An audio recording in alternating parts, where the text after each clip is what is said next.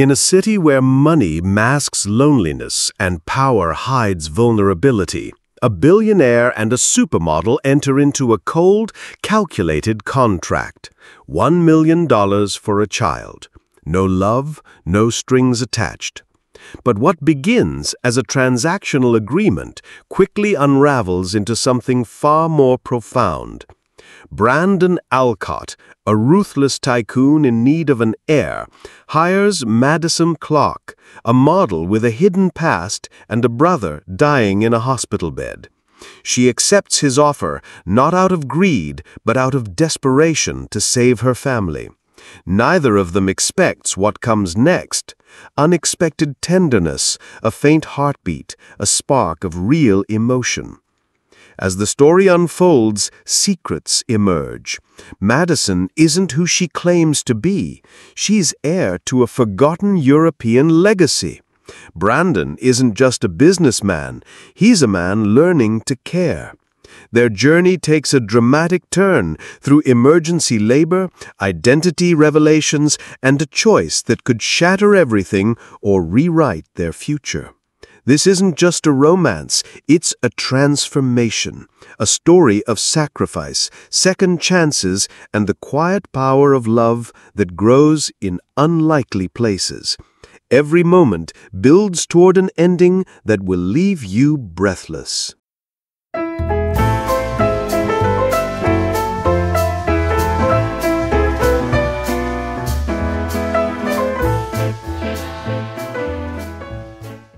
Beneath the glittering skyline of a desert metropolis, where opulence masks solitude and wealth commands the illusion of control, stood a man at the top of the world, yet shackled by a legacy he never chose. Brandon Alcott was no ordinary billionaire, heir to a sprawling energy empire, a strategist feared in boardrooms from New York to Riyadh.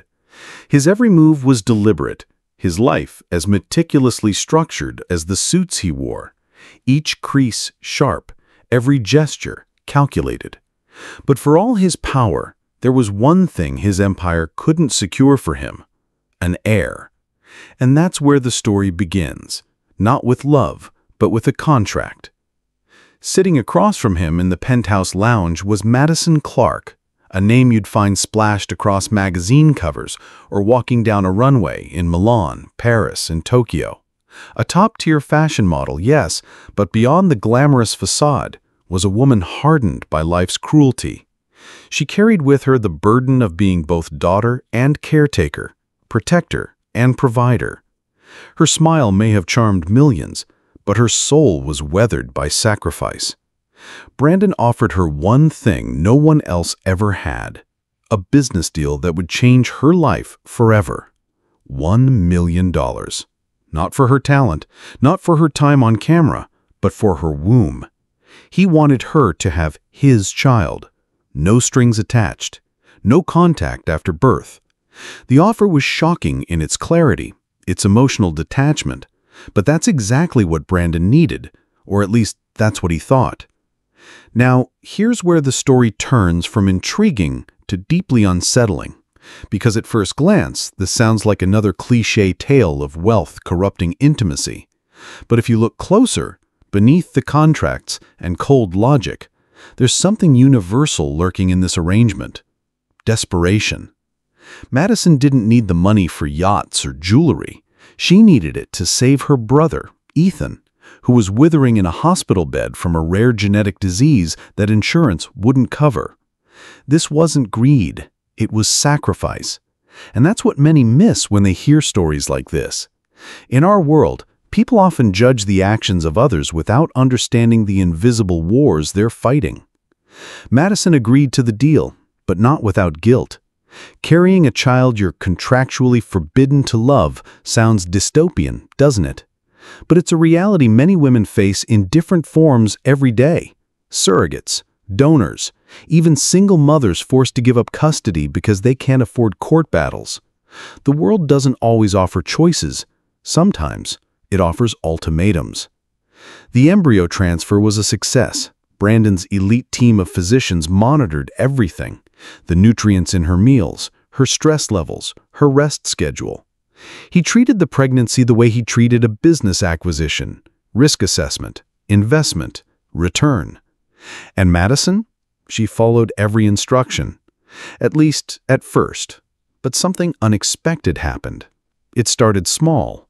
A flutter. A heartbeat on the ultrasound. A subtle twist of emotion in her chest when she realized she wasn't just growing a contract. She was growing life. Here's where we break the illusion of detachment. Even in the most transactional of arrangements, the human heart finds ways to care. And Brandon, the iron-willed mogul, began noticing it too. The way her face lit up when she spoke to the baby, even if she tried to hide it. The way her voice softened. The way he found himself watching her more than the stock market. And here's a reality check. Many men think fatherhood starts at birth, but in truth, fatherhood begins the moment you start worrying. Brandon's transformation started when Madison fainted during a routine checkup. For a man who had controlled oil pipelines and toppled CEOs, he was completely undone by the sound of her collapsing. When she woke up, he was there. No tailored perfection, no polished words, just raw panic in his eyes. "You scared me," he whispered. For the first time, the fortress cracked. And through that crack, something vulnerable emerged. Care. Maybe even something deeper. What Brandon didn't know was that this woman, this contract, was hiding a truth far more powerful than any he had suspected. She wasn't just a model. She was a sister, a warrior, and unbeknownst to her, an heiress to a legacy long buried. He hired an investigator, not out of distrust, but out of necessity. He needed to know who she really was, not just for legal security, but because something inside him had shifted. He needed to understand the gravity of the person who might be the mother of his child. And that's when the truth hit harder than any corporate betrayal ever had. Madison Clark was not her real name. Her birth certificate revealed a different identity. Madeline Romano, daughter of the late Count Romano and Countess Elena of Italy, presumed dead after a tragic disappearance as a child. Her lineage, her bloodline, was not just noble, it was powerful. If this became public, the implications for custody, inheritance, even international law were enormous. And yet, she didn't know. She had grown up in orphanages, bounced through foster homes, built her life from the ashes of a forgotten name. Brandon stared at the documents with a sinking heart. This wasn't a woman chasing wealth. She was a woman who had survived. Now, let's pause and consider a real-world parallel. Have you heard of the case of Ilan Gonzalez, a child at the center of a geopolitical custody battle between the U.S. and Cuba in the late 90s? His fate wasn't just about family. It was about politics, legacy, power. In many ways, Madison's child could become the modern Ilan. If Madeline's aristocratic relatives found out about her identity, they could contest the contract. They could claim custody. They could erase everything Brandon had tried to build. But more importantly, what if she left? What if she took the child with her? And then came the turning point. Madison woke up in the hospital after an emergency labor. The baby, Brandon's son, was born premature but healthy. She had lost blood, nearly died. Brandon, for once, had no power. He could only wait. When she finally opened her eyes and asked about the baby, he knew something fundamental had changed. "You're both safe now," he whispered, tears in his eyes. And it was in that moment that Brandon Alcott, the man who believed emotions were liabilities, felt something he never had before. Real fear. Not for money, not for legacy, but for someone other than himself. Madison clutched her newborn to her chest, the soft weight of him anchoring her to a moment that felt too big for words. In her arms lay not just a child, but everything she had fought for: her brother's health, her own dignity, and a future no longer dictated by poverty or anonymity. And Brandon? He stood silently by the window, his reflection fractured by the glass. For a man who had dictated the course of industries, he suddenly realized he had no idea what to do next. This is a moment that speaks to something deeply human. We often believe we can compartmentalize life. Love here, business there, pain filed away neatly in a drawer. But parenthood obliterates those lines. And it wasn't just the child in that room that changed Brandon. It was the woman who had survived more than he ever realized. When Madison looked up and whispered, "I want to see him," Brandon knew he could no longer pretend this was a clean transaction. There was no going back to cold contracts and calculated distance. He gently lifted their son from the bassinet and placed him in her arms. The way her face softened, the way tears traced lines of both exhaustion and joy, it cracked something inside him that could never be sealed again. What came next was not drama, but revelation. In the quiet hours of the hospital morning, Brandon made a choice, not driven by pressure or reputation, but from something purer. He told her everything, the truth about her lineage, the title she never knew she carried, her real name, her parents, the aristocracy she had unknowingly been severed from. At first, Madison didn't believe it. "My parents died in a car accident," she whispered. But as Brandon laid out the documentation, the photos, the missing person reports, truth carved its mark in her mind. Can you imagine what that must feel like, to discover your whole identity is a lie, built on silence and survival? Real stories like this exist in the world. Children lost in war, in disaster, in adoption scandals, later discovering who they were meant to be. That kind of knowledge doesn't just reshape the past, it redefines the present. Suddenly, Madison wasn't just a model, a sister, or a mother. She was the daughter of a legacy that had been waiting for her for 20 decades. And then came the moment of choice. "I don't know what to do with this," she said, tears still glistening on her cheeks as she held her son. "My whole life, it feels like a lie." Brandon didn't try to convince her. He didn't beg. For the first time, he spoke without control, without armor. "You choose," he said. "If you want to find your family, I'll help you. If you want to leave with him, I won't stop you. But if you stay, I won't love you because of a contract. I'll love you because of you." Let's talk about how rare that kind of vulnerability is in real life, especially from someone raised in power. Control is addictive. It's also isolating. But love, real love, requires surrender. That's the hardest thing for people who've lived behind walls. And yet here was Brandon, not just lowering his defenses, but inviting her in. No conditions, no expectations, just a man hoping to be enough. Weeks passed. The estate in the hills, once a fortress of marble and silence, transformed. The sound of their baby's coos echoed through the hallways. Madison's laughter returned, not forced, but free. Her brother, now healthy and vibrant, ran along garden paths, no longer tethered to machines. And Brandon? He watched it all unfold with a quiet kind of awe. Let's take a moment to reflect on this. This story isn't just a billionaire fantasy. It's about what happens when people see beyond transactions and titles. Madison's courage was in her decision to survive, again and again, even when the world kept throwing her curveballs.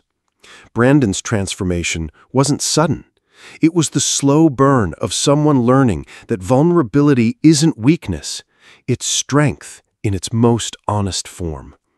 And for anyone who's ever felt trapped in a role, provider, protector, pawn in someone else's game, this story is a reminder that redemption is possible. Not through grand gestures, but through simple, consistent truth. People change. Sometimes not overnight, sometimes not without breaking first, but they can change. Madison chose to stay, not because of the money, not because of the title, but because she saw in Brandon a man willing to fight for more than just his name, someone willing to fight for her. The final scene didn't play out in a hospital or a courtroom or a boardroom. It played out in the garden, under the soft light of a setting sun. Madison sat with her son in her lap and her brother beside her, reading aloud from a book they used to share as kids. Brandon stood a few steps away, watching, not as a CEO, not as an heir, but as a man finally at peace with who he had become. There's a lesson here, and it's one worth remembering. Sometimes life gives us contracts, literal or emotional. Sometimes we say yes for the wrong reasons or out of desperation. But what matters is how we honor what comes next. You can start something out of obligation and end up finding purpose. You can agree to a role and grow into love. And in the end, it's not about how the story began, but about what you choose to do with the pages you still have left to write. If you've ever felt like a background character in someone else's script, remember, your next chapter is still unwritten. Like Madison and Brandon, you may have to go through the fire to find your voice. But when you do, speak boldly, love boldly, live fully. Because sometimes what starts as a transaction becomes transformation. Have you ever had a moment where pretending led to something unexpectedly real? Please comment below and like this video if you believe the best love stories start with honesty. Subscribe our channel now for more powerful story-based videos every day. The days that followed were quiet. Not in the way silence fills a room, but in the way peace gently replaces tension. The villa that once echoed only with the sound of footsteps on marble now felt lived in. It smelled like morning coffee and baby lotion. It sounded like lullabies sung softly under someone's breath. Madison, who once carried the weight of the world in her stride, now moved with ease, grounded by something more profound than purpose, belonging. Her brother Ethan was recovering, smiling more. His once frail body slowly gaining strength, his voice no longer weighed down by the pain of uncertainty. Brandon had arranged the best doctors, specialists who treated not just symptoms, but a soul that had long suffered in silence. But he didn't do it for applause. He didn't announce it like one of his acquisitions. He did it quietly, as if making amends not just to Madison, but to himself, for all the years he thought he could live without needing anyone. And Madison? She had changed too. She wasn't just the woman who agreed to bear a child for a stranger. She was now a mother, a sister, and unexpectedly, someone learning how to let someone in. Her love wasn't loud. It was steady, cautious. And every day she showed Brandon that love isn't a contract. It's a choice you make over and over again, even when it's hard. One evening, as golden light spilled across the veranda, Brandon stepped out to find Madison cradling their son. She didn't hear him at first. Her hair was tucked behind her ear, the baby nestled against her shoulder, his tiny fingers tangled in her necklace. Brandon just watched for a while. No words, no gestures, just witnessing a moment that felt sacred. She finally looked up and smiled, not the kind that models practice in mirrors, but one that came from a place untouched by fear. "He started smiling," she whispered. "Real smiles, not the sleepy kind." Brandon knelt beside them, placing his hand gently on his son's back. "He has your eyes," he murmured. That moment wasn't grand or dramatic. It wasn't a kind of scene that ends with fireworks or orchestras, but in its simplicity, it held everything. Healing, trust, a future no longer shaped by fear. What this story proves, beyond its cinematic beauty, is that love often enters through the side door. It doesn't always look like roses and promises. Sometimes it looks like medical bills, panic in a hospital, and revelations that shake your identity to your core. But love, when it's real, endures all of it. And now let's take a step back and reflect. Across the world, there are countless Madisons, people who make impossible choices to protect the ones they love. Some do it in silence. Some carry shame when they should be hailed for their courage. And there are countless Brandons too, men taught to value control over connection, only to find that the greatest strength lies in vulnerability. This story isn't just about a billionaire and a model. It's about what happens when people see beyond transactions and titles. Madison's courage was in her decision to survive, again and again, even when the world kept throwing her curveballs. Brandon's transformation wasn't sudden. It was the slow burn of someone learning that vulnerability isn't weakness. It's strength in its most honest form. And for anyone who's ever felt trapped in a role, provider, protector, pawn in someone else's game, this story is a reminder that redemption is possible. Not through grand gestures, but through simple, consistent truth. People change. Sometimes not overnight, sometimes not without breaking first, but they can change.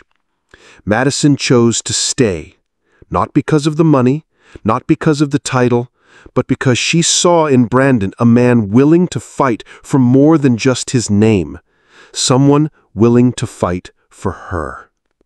Thanks for staying with us until the end. If this story moved you, made you think, consider sharing it with someone who might need it today. Subscribe our channel for more powerful stories about love, self-growth, and human connection, and turn on the bell so you don't miss the next emotional journey.